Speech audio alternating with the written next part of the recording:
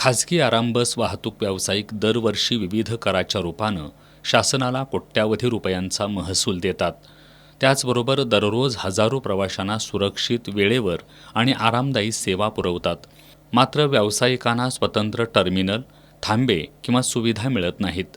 शिवाय प्रवासी चढ उतार करताना थेट ई-चलन आकारणीच्या माध्यमातून पोलिसांचा अनावश्यक त्रास सहन करावा लागतोय.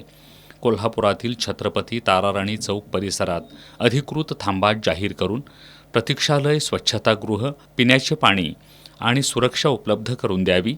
जीर्ण गाळ्यांची दुरुस्ती करून ते गाळे भाडेतत्वावर द्यावेत. प्रवासी चढ उतार करताना अनावश्यक दंडात्मक कारवाई करू नये.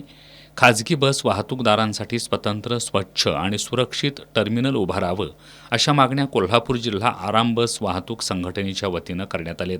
संघटनेच्या शिष्टमंडळानं शुक्रवारी शहर पोलीस उपाधीक्षक प्रिया पाटील यांना या मागणीचं निवेदन सादर केलं.